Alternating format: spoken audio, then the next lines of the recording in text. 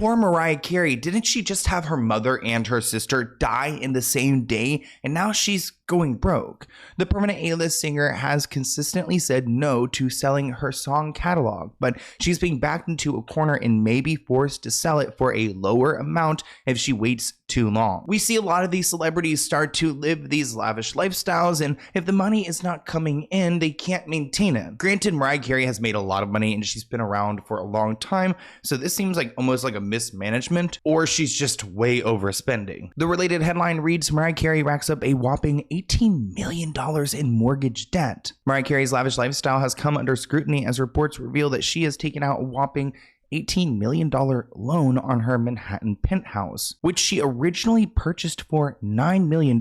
So that doesn't quite add up. It looks like Mariah Carey is holding out for that Christmas time for her All I Want for Christmas peak, because that's when she makes her most money. What's interesting is that she's taking out this big mortgage on a home that is essentially half that cost, so it doesn't make sense. But financially what she's doing is she's taking out this mortgage on this home so she could collect the extra money and spend it elsewhere, which makes it seem like she doesn't have money accessible at the moment, which is why she's going into this weird mortgage mess. This is the penthouse of music legend Mariah Carey, located in Manhattan.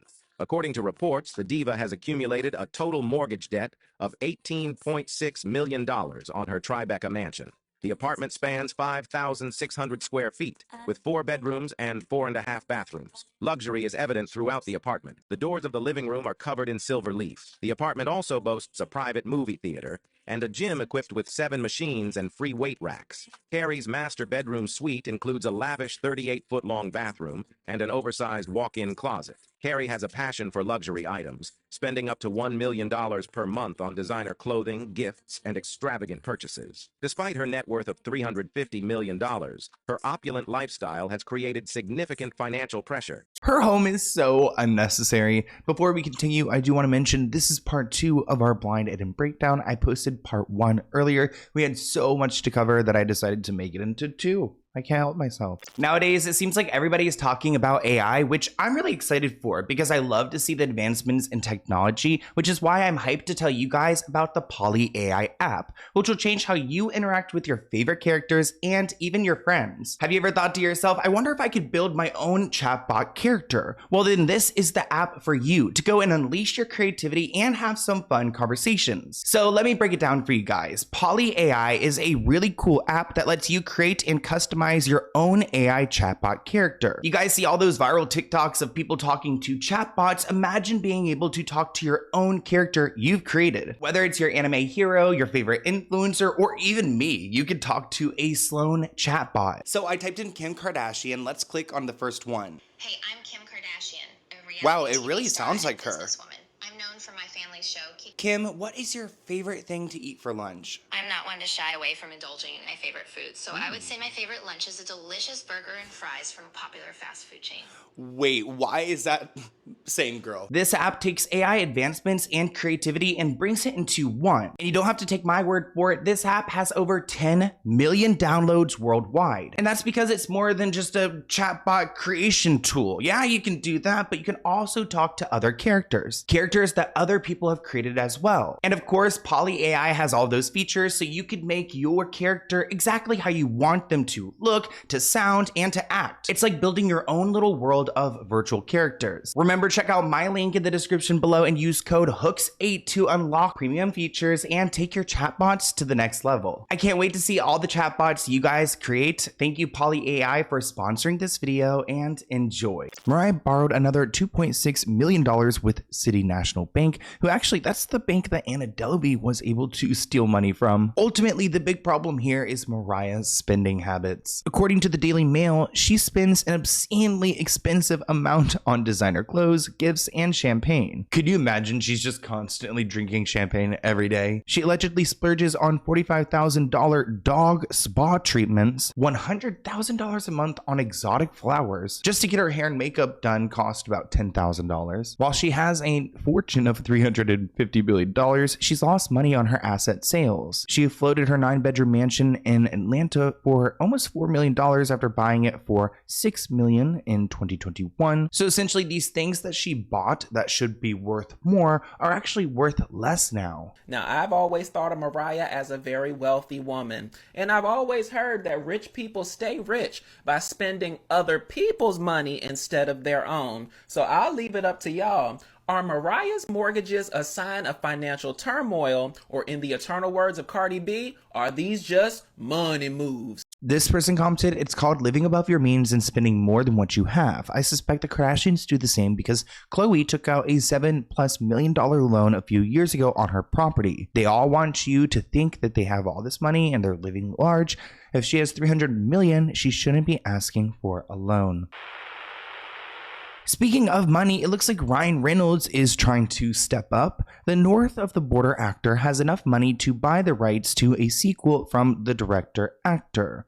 Talking about It Ends With Us, and that sequel that he, again, has the rights to but doesn't even want to produce.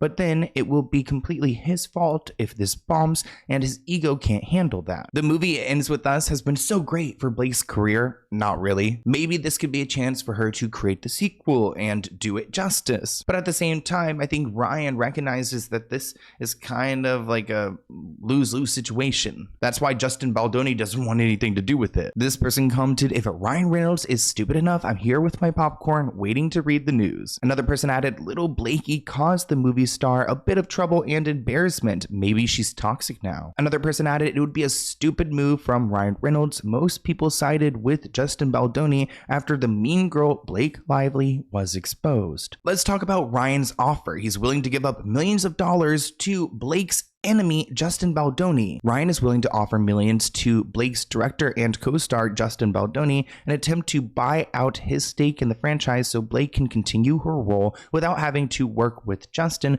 whom she clashed with. This is the biggest film Blake has ever made, and Ryan wants to make sure she isn't replaced in the sequel. So not only does Justin own the rights for It Ends With Us, he also owns the rights to the sequel, It Starts With Us. Now, what now, right? Because he already said, I do not want to direct the second part. I think there are better people out there. And he specifically named Blakely as one. And he said, I think there are better people for that one. He told Entertainment Tonight on August 6, 2024, when asked about the possibility of stepping behind the camera for the sequel. I think Blake Lively is ready to direct. That's what I think. So he already gave up. It seems to me like, you know what, girl, you wanted the movie, here you go. Now, I feel, like I said, that Blake Lively is not talking about this publicly because she does want this second chance. She loves this book at the end of the day, and she wants a second shot at this. And this is probably the only way she will redeem herself. Now, this isn't the first time we've heard about Ryan working so hard to save Blake from even more controversy. Earlier this month, it was revealed that Ryan is deeply invested in helping Blake navigate this situation, her kind of cancellation. I feel like it's not even a cancellation, it's like an awakening. Everyone's just seeing who she is. But Ryan, with his keen eye for branding and his ability to turn any situation into a winning moment, Ryan is working closely with Blake's team to reframe her public image in light of these troubling allegations. Ryan's smart. He probably realizes that if she falls, he's going to fall with her. So it seems like Ryan's really working overtime to ensure Blake's alleged fall from grace won't make her fall any further. While it's unclear if this project is getting a sequel, we do know that Blake still has 4 projects in production, so she's pretty busy. She's probably not running back to this film, probably a little bit traumatized from it. Now, don't hate me, Swifties, we're getting into a Travis Kelce blind item. For the first time in his pro career, he didn't take the job seriously.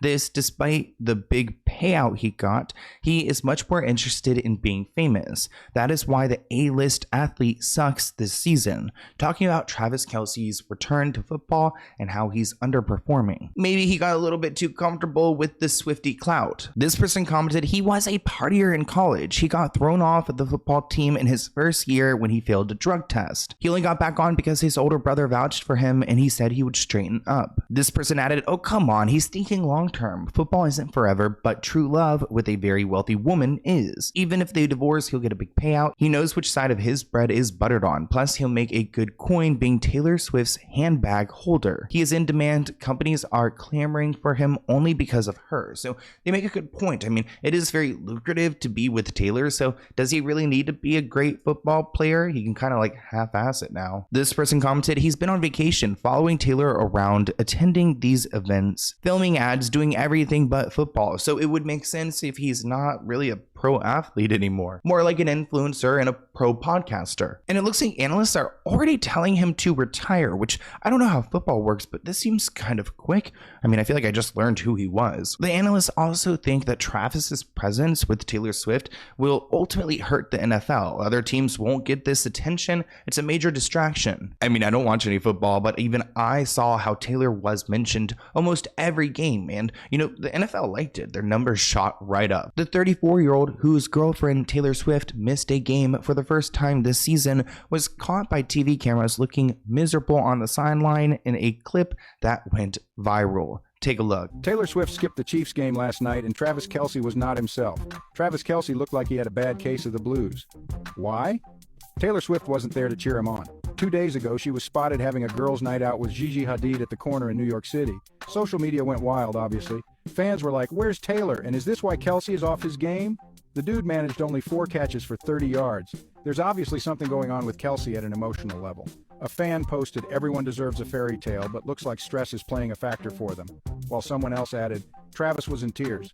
No missed pass could have caused this kind of look. He must really miss and love Taylor." NBC's lead analyst, Chris, admitted that he was flabbergasted by Travis's performance Sunday night, having also watched him struggle in week 1 against the Ravens. If you guys watch football, comment below which team do you guys like to support. I just want to see like all the names, like Ravens, like what other ones? Steelers. I'm from the East Coast, so I'm thinking like Redskins. Do they even say Redskins anymore? Oh my gosh, no, it's like, what is it? Oh my gosh, what are they now? I actually don't know. Maybe just the Washingtons? I don't know. Quote, Travis just doesn't have the same speed. He's a good player still, but I don't believe he's great. And now that all these football analysts are critiquing his performance, the Swifties are pissed. They're upset. They don't want to see Travis getting, backlash in any manner. They say this is, oh my gosh, they're coming for this guy saying, "Hey, Rodney, I see you have a family, but what I don't see is you saying that your wife is distracting you from your job. Keep Travis's personal life away from the game or put yours into it." Oh, no. Now, it does turn out that Travis will be starring in an upcoming horror series on FX titled Grotesquerie and will host Are You Smarter Than a Celebrity, and it will air on Prime Video. So he's been working a lot. He's also been lined up for a part in the highly anticipated Happy Gilmore sequel with Adam Sandler. So I didn't realize he was such a host and an actor. Should write country songs. Country. Want me to plug in the nightlight so you're not scared in the dark? I mean, I'm going to give it a chance, but I just don't really see this switch up, though it probably would make him a lot more money because it seems like everyone's focused on that. This person wrote, "Travis is looking ready for retirement.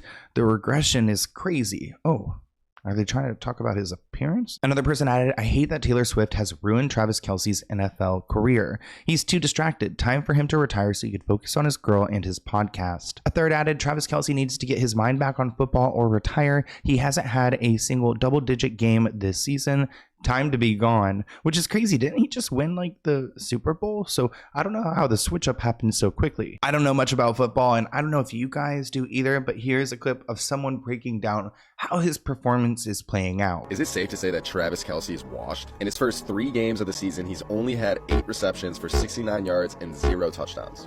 Kelce turns 35 years old next week and has been massively underperforming given he had the clear #1 tight end expectations heading into this year. I've been hearing there's a lot of talk about him being double teamed all the time, but it's not like that would just started happening this year. I think he looks slow and he's not the same player he once was. Now, there was this breakup contract that I saw floating around, and it seems like the couple are pretty rattled by this. There was this PR company that Travis works with, but these documents were released of this plan for them to split up. It outlined a plan to release an official statement at the end of this month, 3 days post breakup, to allow the initial media frenzy to settle and to ensure clarity. I believe the breakup was supposed to happen on September 29th, so I am keeping my eyes out. If they actually announce a breakup on that date, then this document was legit. They were actually planning this breakup with a PR company, probably a PR relationship then.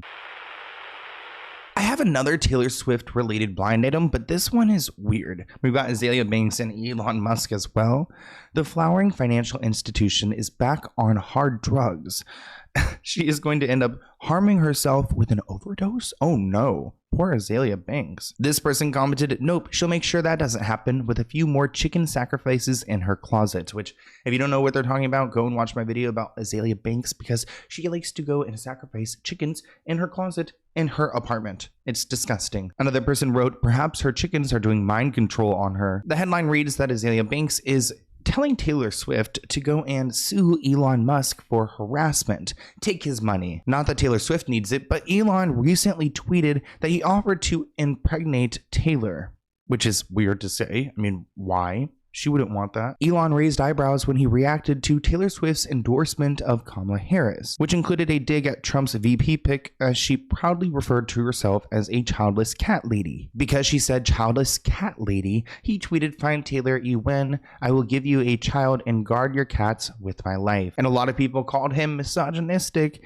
I mean, besides that, it's just straight up creepy. Elon Musk's latest tweet about Taylor Swift is bizarre and creepy. Last night, Taylor Swift revealed that she will be voting for Kamala Harris in the 2024 presidential election. She shared a picture with her cat, Benjamin Button, after the presidential debate and shared a lengthy caption about how she made her choice to vote for Kamala. She signed the caption, "Childless Cat Lady," a direct reference to Donald Trump's running mate JD Vance's comments about childless cat ladies and how they are miserable at their own lives and want to make sure everyone else is miserable too. In response, Elon Musk shared this tweet. He says, "Find Taylor, you win. I will give you a child and guard your cats with my life." I don't know if he thinks he's being funny, but I can guarantee you Taylor does not want Elon's baby. Doesn't he also have like 12 other kids to take care of? Like I said, this tweet is just bizarre, but it wouldn't be the first time Elon has tweeted some out-of-pocket things. Now let's talk about how Azalea Banks inserted herself. She encouraged Taylor to go on and sue Elon, saying this is actual harassment. Taylor should flex on this and sue him for a lot of cash and be the most undefeatable richest woman in music history. She continued her rant with tweets like this. Put his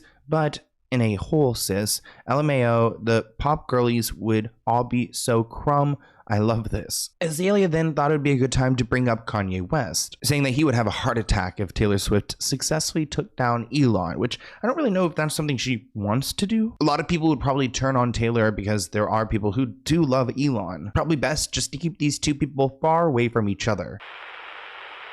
Our last blind item is about Hayden Panettiere, which we recently covered her on the channel in a very bizarre interview. It reads, the former A-list actress just can't quit doing drugs. Even with the world focused on her and her knowing it, she just still can't quit using, which my heart goes out to her. A lot of people are calling out Angelina Jolie in the comments, but Hayden Panettiere is a clear fit. And it seems like right now Hayden is using this as a coping skill. We have a deeper dive covering this interview on my channel, but essentially people has been called out for posting this in the first place because she's clearly unwell. She's been struggling with the death of her brother and clearly struggling with drugs as well. I mean, she lost her daughter. Her daughter's out in Ukraine after leaving a terrible relationship. There's a lot of things going on in Hayden's life, so my heart goes out to her. Beautiful, and she can't just like me.